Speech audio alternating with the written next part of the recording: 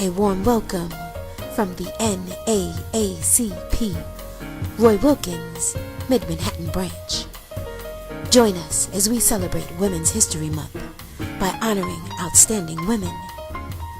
We come to you from the Wadleigh Secondary School for the Performing and Visual Arts.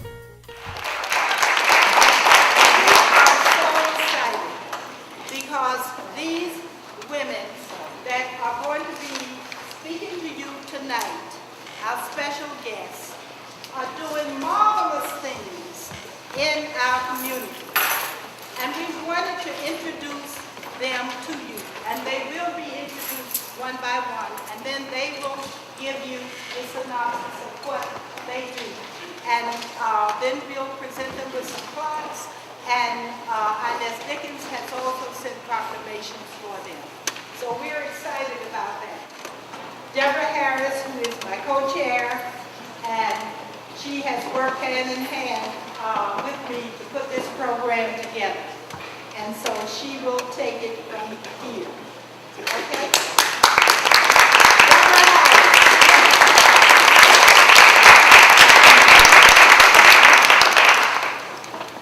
Good evening, everyone. It's a very exciting program tonight, and it's very exciting to be here tonight, and certainly to be here at Wadleigh. We're going now to our honorees and the giving of the awards. So while the Japanese, our Honorable Mamiko Hiroki was going to be the last person that we honor, we're actually going to do that first. So Jeff, if you'll come over and get that started. Our honoree is the Honorable Mamiko Hiroki. Ms. Hiroki is the wife of the Consul General of Japan to New York.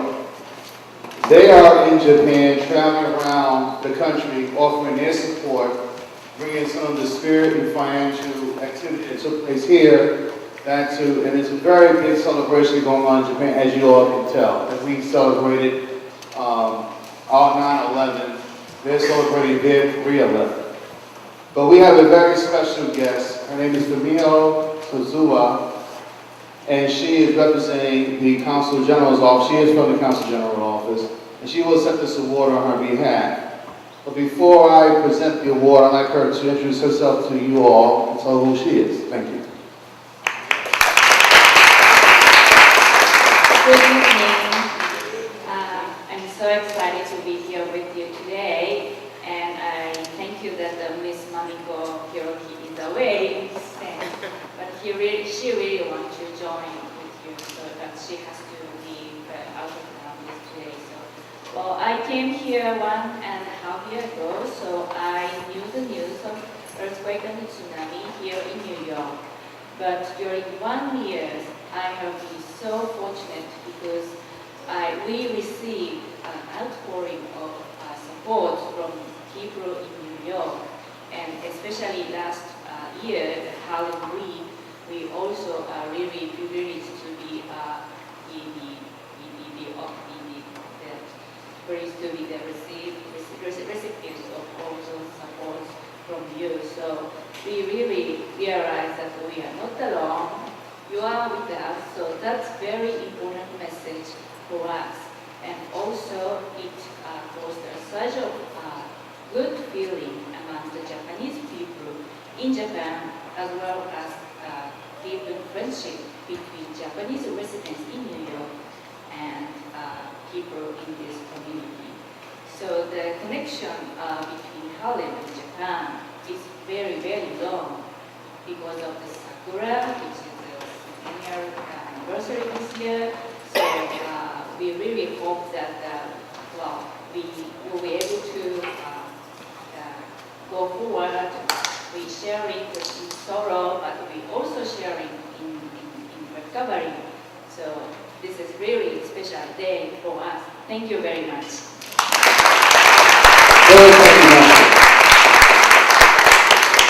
So the award reads, in celebration of Women's History Month, the NAACP Mid-Manhattan Branch Education Committee is proud to salute Honorable Mamiko Hiroki as a woman making a difference in celebration of the 100th anniversary of the Cherry Blossom Festival and in remembrance of the first anniversary of the Tohoku earthquake and tsunami, March 21st, 2012, Jeffrey E. President.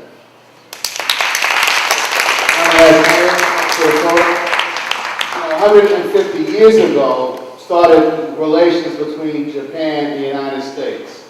And right here in Harlem, I think 1,000 samurai marched in Harlem 150 years ago. So the history, we see Japanese walking around, they're not their first time around in Harlem. Okay, they've been around a very, very long time. And some people say that the colony was started in New York, but this country was founded here in Harlem.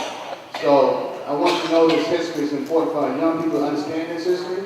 So when they go and start Googling it, they'll correct me if I'm wrong. But relations between the countries started 150 years ago. We're celebrating the 100th anniversary of the Cherry Blossom Festival. I grew up with the cherry blossom trees and rainbow houses. And they fly, you know, they bloom for a very short time, but they're very beautiful. So we're going to pause for a picture.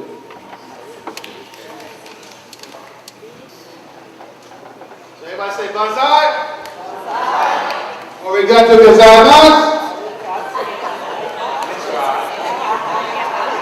The response is do gozaimasu. That's your welcome.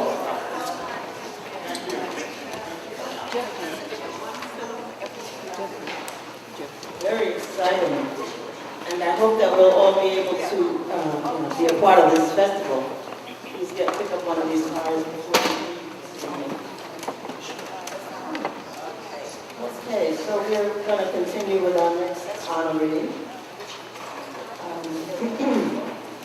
Now we're going to have one of the Wadleigh students introduce our honorees, and then the plaques will be presented by one of our members. So our next honoree is Ms. Mamie Thompson, who is the founder of the Urban Rural School Development Program in New York. Who's our friend again, who's going to introduce Mamie Thompson to us. The purpose of life is not just to be happy. It is to be useful, to be honorable, to be compassionate, and to have it make some difference that you have lived and lived well. Ralph Waldo Emerson, American poet and essayist. This quote is not just one of Mamie Thompson's favorites. It epitomizes her approach to life. She is future-focused, results-oriented, and brings a zest for success to all endeavors. Mamie has over 25 years' experience as an educator, trainer, program developer, proposal writer, and college administrator in the local, national, and international communities. Among her many accomplishments, she has successfully planned and implemented a multi-level, multicultural, interdisciplinary training program for school staff, community residents, and students. School development program. One of the courses which was of this program was added to Fordham University's undergraduate curriculum and placed in their catalog.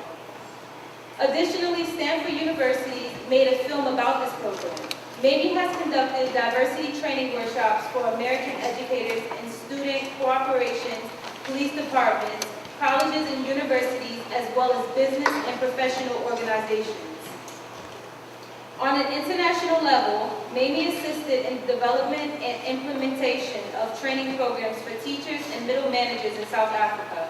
She also conducted a needs assessment for a large South African company. In preparation for a middle manager's training program conducted at the Wharton Business School in the U.S. Additionally, Mamie chaired a panel at the International Women's Conference in Nairobi, Kenya, and served as one of the representatives of the U.S. mission to the United States and the United Nations delegation of official electoral observers during the first open elections in South Africa.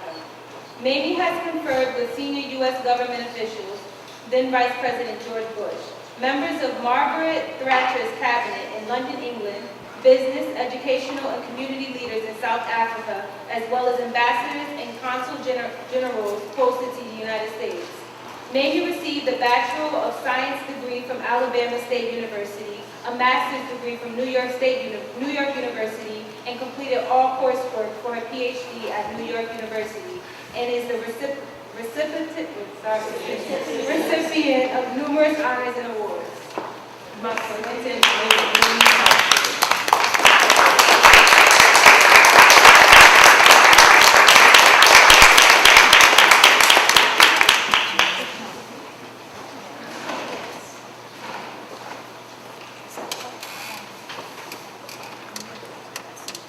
evening. Mr. Eaton, officers and members of the Wadleigh branch of the National Association for the Advancement of Colored People, honorees, students at the Wadleigh Secondary School for Performing Please use the mic. and Visual Arts, ladies and gentlemen. Let me at the very outset express my sincere appreciation to the Wadleigh branch of the NAACP and the students here at Wadleigh for inviting me to participate in your program celebrating Women's History Month. It is certainly important that we remember that women do matter, that we still hold up half of the sky. To the members of the NAACP, one of this country's premier civil and human rights organizations, I simply say thank you. It is because of your efforts, your leadership, that America has a more inclusive, open school system. I grew up in Montgomery, Alabama. So when you talk about Mrs. Parks, that's really home for me. And I was a part of a legally segregated school system. Because of the NAACP's efforts, your successes via Brown versus the Board of Education, African Americans are now able to expect, in fact, we now demand equal access to the best education in the world. We can agree, I believe, that the vast majority of the world's leaders acknowledge that all countries are as progressive as their citizens are educated. Educators, you see, have been given the responsibility of training the future leaders of this planet. This job has been entrusted to the educators. As you know, I am an educator, a title I wear very proudly. What an honor it is to assist in preparing young people for this brave new world, this new international megalopolis. We encourage our children to dream, to envision a world they cannot yet see. And we encourage you here at Wadleigh to recognize the potential of your own abilities, to think about the unlimited capacity of that organ I call the great equalizer, your brain. We look forward to watching you grow and develop and plot a course for all of us, this new productive world that you will help to shape. I have been asked to share with you some of my experiences as an educator, both as a student, a teacher, and an administrator. And so with delight, I shall. I guess, as a junior in high school, I knew that the boundaries of the state of Alabama were not quite big enough to confine me. I always envisioned a bigger world and was not at all afraid to explore the options. For example, in junior high school, we were planning a career fair. And in discussions with the principal at my school, I kind of explained to him that I was really not interested in having a discussion with teachers, doctors, lawyers, or business leaders. He looked at me quizzically, and I continued. I rather boldly said to him, you know, I'd really like to have a discussion with the President of the United States, President Truman. It was really very interesting because the principal, Wellington Hannibal Costin, did not smile, he didn't laugh. He did not say to me, Mamie, have you lost your mind? What is your problem? What he said to me was, if that's the way you feel, then do something about it. Write him a letter. So Mamie Johnson wrote the letter.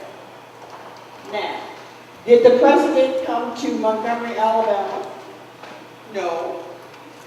But I did receive a letter. And the letter from the president stated, "Dear Mamie, we're very sorry that my schedule will not permit my coming to Montgomery to participate in the career fair at your school. We're certain it's going to be marvelous. Do give my regards to all of the students and congratulate them on their wonderful effort." Now, the victory for me was not in receiving the letter, but having the courage to write it. That was really very important for me. And those are the kinds of things that should be important for our students. I had the courage to follow my dream. I had the courage to accept the challenge. I wrote the letter. What eventually happened to my international dreams? Well, a lot. While the president was not able to come to Montgomery, Alabama for our program, I later was able to go to the White House. I had a meeting with George H.W. Bush. I generally refer to him as Bush the Elder. And we discussed some programs that were of interest to blacks in South Africa and programs I thought our country could do a lot to help implement for the people in the country. I was also selected to represent our country as a member of 2 U.S. State Department delegations to South Africa. Additionally, out of approximately 350,000 applications, I was one of only 280 Americans selected to represent the United States in the United Nations delegation of official electoral observers. So I was in South Africa when Nelson Mandela was elected president. I stayed over for his inauguration. Experiences I will remember all of my life. It's really very interesting aspects of my travels to South Africa, because at that point I'd probably been to South Africa more than any other African American female in this country. I think we can all understand why. South Africa was not on the top of the list of the tourist agencies in this country. It was not the destination that most people wanted to go, but it was the destination I chose to take. I also organized a delegation of business women to visit this country. This was also a first. Some fabulous ladies from South Africa came to this country for meetings right here in New York City. One of the individuals that hosted us was Dr. Pettione. We had a conference at the State Office building. I arranged meetings for them with U.S. congressmen and with members of the President's cabinet. As was mentioned, I also chaired a panel at the International Women's Conference in Kenya. So I guess I traveled quite a little distance from Montgomery, Alabama. And as students, you must have wonderful interests and expand your vision for the future.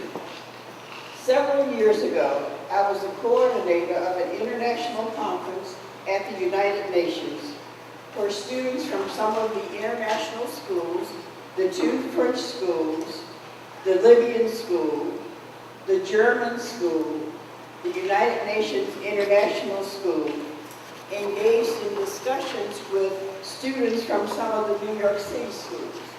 Frederick Douglass High School participated in this conference. They discussed some of the problems that were not only plaguing our city, but were plaguing members of the international community. was, and it remains my position, that the world's future leaders, the students here at Wadleigh are some of those, need to work with each other long before they become the leaders on the international stage. I am currently exploring expanding this program. Finally, on an international level, I was invited to a NATO briefing. I was in Brussels, Rome, and Naples. At that point, I did not even know that there was a NATO school. But I had an opportunity to discuss war and peace issues with some of the top generals at NATO. I'm also and remain intimately involved with programs with the New York City Department of Education. One of those programs, in collaboration with the Anti-Defamation League, is called Respect for All. This program addresses issues of bias, bullying, and cyberbullying. I also had an opportunity to work with students at Clara Barton High School in 1991 when there were some major problems between the Black community and the Hasidic community in Crown Heights. That early program became the Anti-Defamation League's Diversity Peer Training Program. It is now an international program, and some of the participants in that program have achieved some fantastic successes. One of my students became an intern at the White House when Bill Clinton was president. One of my students is now as I am a consultant for ADL, my boss. Our children are supposed to do better than we do. Nicola, one of the students at Clara Barton, is now the program director of the World of Difference Institute at the Anti-Defamation League. I also brought that program to Harlem, to IS 275, where I used to work, and had the experience of training a young lady who is one of the best trainers I have ever seen. As an 8th grader, she was just phenomenal. She later received a full scholarship to the University of Michigan. Not only were these young people just awesome, I discussed what they were doing with NBC News, and NBC News came up to cover a workshop these young ladies conducted for parents at the school.